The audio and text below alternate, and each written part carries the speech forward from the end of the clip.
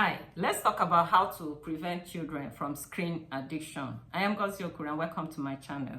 I'll start with the story.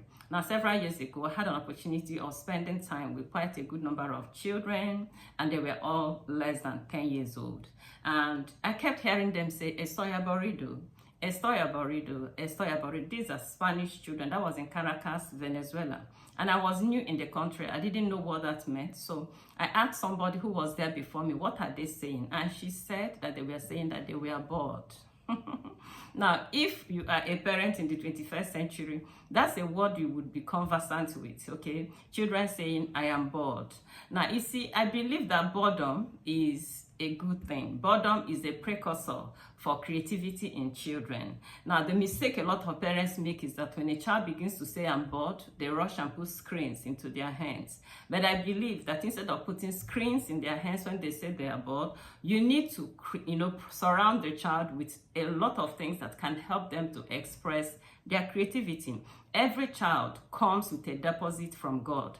Every child is an extension of God, right? So, and there are deposits that God has put in each child, okay? So when you surround children with the things they need to express their creativity, we see that boredom will naturally, take a flight.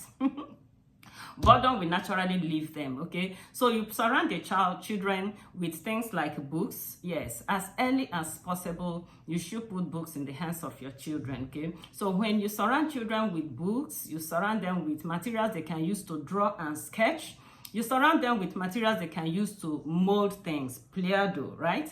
And building blocks and crayons and all that. Just surround the children with this and allow them to express their creativity. You will be so surprised to know that if you have 3 children, they will all, with these things you have surrounded them with, they will all be interested in doing a particular thing, okay, consistently. Like when my children were growing up, they had all these things. My first daughter will always sketch clothes. She will always sketch, fashionable dresses, right? My second daughter was enchanted with castles, and my son was enchanted with animals. I remember traveling with them once, and inside the plane, my daughter had her sketchbook and she was sketching inside the plane. A particular American man that, sat nearby was so fascinated that at her age, she could draw things like that, okay? Although she's a lawyer today, I know that sometime in the future, she might have need to go that direction. Her sister, my second daughter, that was always drawing castles, might have something to do with real estate. I can't tell,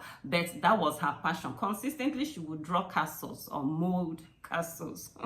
Then my son was always enchanted with animals, okay? So when you surround children with materials that they can use to express their creativity, you will be able to observe the areas where their interests lie, okay? And you will be able to guide them appropriately. Now, one of the reasons why it's so important that you do not surround your children with screen, or that you do not rush to put screen in the hands of children, is because you see, the human being, the human mind does not have the capacity or the capability to retain a lot of passions at the same time. So when a child is growing up and his mind is captivated by the screen, or by his passion or his interest is captivated by the screen, then you know that you have done this child a lot of evil. Because you see, when a child's passion, his interest is captivated by the screen, he will not be able to have enough passion, he will not be able to give enough time to his academics or to reading. And if a child cannot read, then that child is already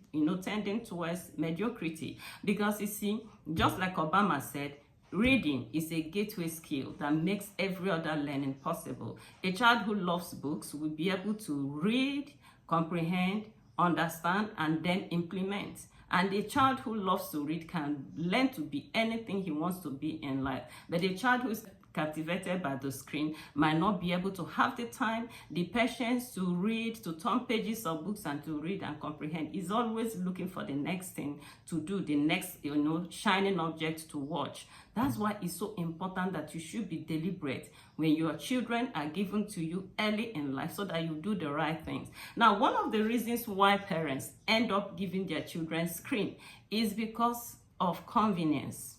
Everyone knows that children crave attention.